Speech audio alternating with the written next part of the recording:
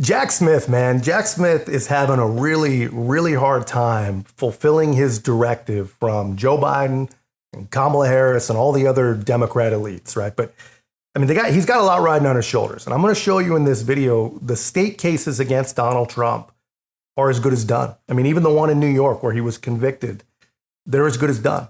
It all rests on the shoulders of Jack Smith. And he's feeling the pressure, man. You guys already know. He released a new superseding indictment of Donald Trump. And I mean, how crazy is this, man? I wasn't even going to make a video about this stuff because nothing these people do is surprising anymore. And everything they do has just lost its meaning, especially when they do such lazy, provably corrupt nonsense. You know, Jack Smith thinks that changing the verbiage in an indictment changes things. You know, calling Trump a candidate instead of president, calling Mike Pence president of the Senate instead of vice president, it changes nothing. And it's not even all that creative. I mean, this is not going to fly in a court of law. That's obvious, right? All this does is allow Jack Smith to look like he's going down fighting for the cause, right? And what it really does, it gives hope to all the same intellectually corrupt victims of propaganda that believed impeachments would work. They believed that the 25th Amendment would get Trump.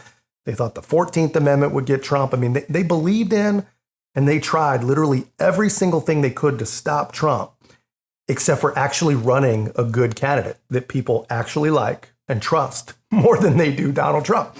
They didn't try that. They can't do that. You know, that person doesn't probably exist on the left. So they have to jail the guy, which honestly, I think should make people even more motivated to vote, man, because if we do not stop these people, they're not going to quit until Donald Trump is gone. And I don't mean just out golfing type of gone. They want him gone, locked away forever and gone. He has to win. It's the only way to stop the weaponization of the federal government. And not just stop it for him, but stop it for literally everyone. Interview with CBS News, and to be fair, as Ellie Holding, who you're looking at right now, notes, she said a lot more in the actual dissent that she did on pretty TV. Mild compared to what she actually wrote. And CNN senior legal analyst Ellie Holding is here. Let's just very quickly, because this happened yesterday and you've talked about it fairly extensively, go over the big differences between the superseding indictment and the original indictment. There's stuff that's just not there now. Yeah, so to give people a sense of scope here, the original indictment was 45 pages. The new indictment is 36 pages. And I would say about that, a third or so of the allegations have been taken out. Most importantly, Donald Trump's interactions with DOJ. He tried to get the Justice Department to sort of support his bogus claims of election fraud. That's been removed from the indictment, as have several of Donald Trump's talks with his White House advisors.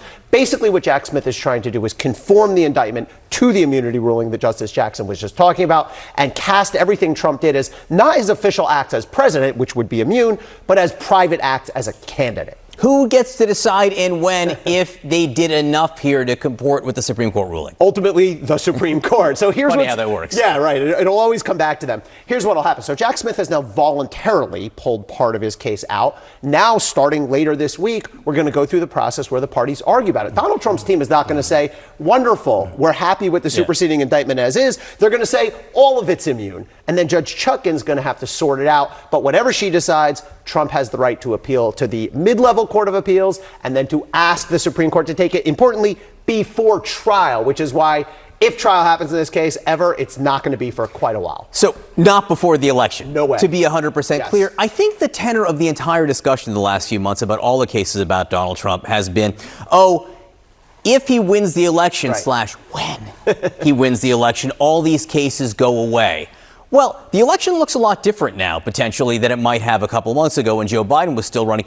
Trump could lose. Yeah. What happens if he loses to these cases? If he loses, man, game over. You know, the federal sentencing guidelines alone, they don't leave a lot of wiggle room. You know, it would be a very, very bad thing, right, if he were to lose. And that is the only reason that I thought this was important to make this video, right? There's so much at stake in this election. If Donald Trump loses, you know, not only do we have extremists in charge of the government and leading the free world, if you can call it leading, but they're going to put the guy in prison. And at that point, man, it's not even about Trump. If they do this, and this is what they want to do and what they will do, but if they do this, if they're allowed to do this, that will change everything. And it will change everything forever, man. We are not going to be the same country, right? The mask will be off and there will be no hiding how truly corrupt we are. And there'll be no going back from it either, man. And I'm going to keep going, guys. But first, if you enjoy this type of content, man, make sure to hit the like button. Make sure to subscribe to the channel. It really, really goes a long way to helping us grow. And I really appreciate it.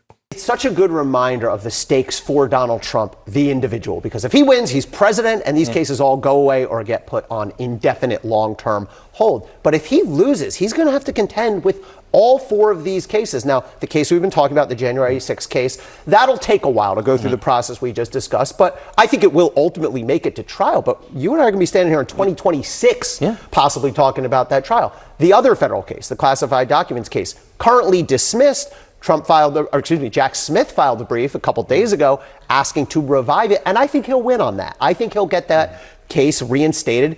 But again, we're looking at trial late 2025, 2026. I think both state cases are in serious trouble. Obviously, the Manhattan case is over. We have potentially sentencing in a few weeks, but I think there's going to be a major appeal issue. I think there's a good chance that case gets reversed. And the Georgia case, I think we've seen the last of. I think that case is going to get But these out. federal cases... You got to love Ellie Honig on CNN, man, bringing the truth to people that probably have never even heard it before, right? I can't imagine what it must be like for those viewers, right, to hear these things for the first time after everyone else, every network you trust and believe has lied to you the entire time. It's got to be wild, man. It's got to be tough for a lot of these people. It's going to be tough when they see these things actually happen. You know, when the Stormy Daniels hush money misdemeanor case does actually get reversed, when Georgia gets thrown out and the whole thing takes Fani Willis with it, which is going to happen, it's going to be tough for these people, man. I mean, the whole trust the experts, you know, no one is above the law people. They, of course, they will not trust the experts, and they're going to believe that no one knows better than them what is lawful and what the law should do or whatever. I mean, every time, this is what they do. This is who they are. And it's got to be tough, man. If Donald Trump loses, he's facing serious trials, and he'll have a lot of time on his hands if he's not president. Yeah, if he loses, I think it's very likely he's going to have two federal trials, late 2025, early 2026. And one other point I want to make here, because it's so extraordinary in the discussion over the last 24 hours about Jack Smith filing the superseding indictment. In the federal election case, in the classified documents case, the judge, Eileen Cannon, has ruled the special counsel is a sham to begin with, can't exist constitutionally. So you've got one judge saying this whole thing doesn't count, while the other case in a parallel term is going on full steam. So there's some interesting strategy at play here by Donald Trump's team. Remember, he's got two different federal indictments, both of them brought by special counsel. Actually, the first one that dropped was the D.C. one, the Judge Chutkan case.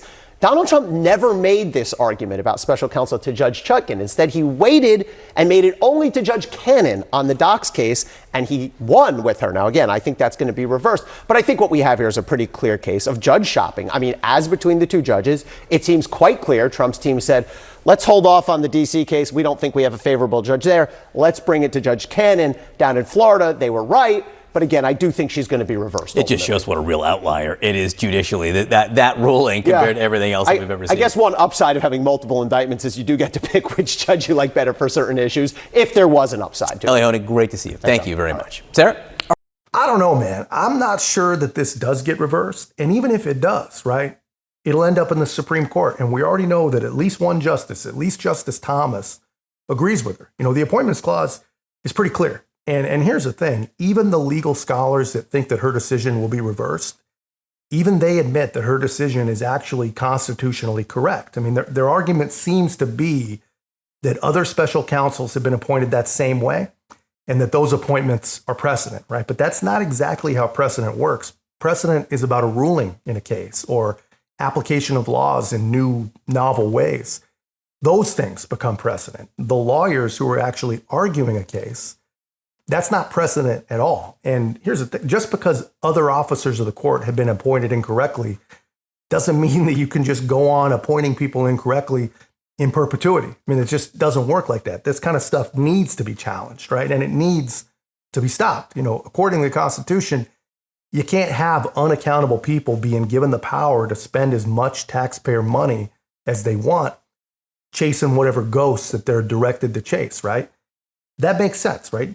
That should make sense to everyone. But anyway, this is why this election is so important, man. If they can get away with all those things, if they can get away with unconstitutional appointments, get away with the weaponization of justice, if they can get away with it, and if they can actually accomplish their goals, then everything is going to change, man. The mask is off, the house of cards crumbles, and it's over. I mean, we have to stop them, man. And it is 100%, without a doubt, up to us, and it's only up to us, man. But that's all I've got, guys. Let me know your thoughts in the comments. If you haven't already, be a part of our growth. Make sure to like, comment, subscribe. Most importantly, share the channel.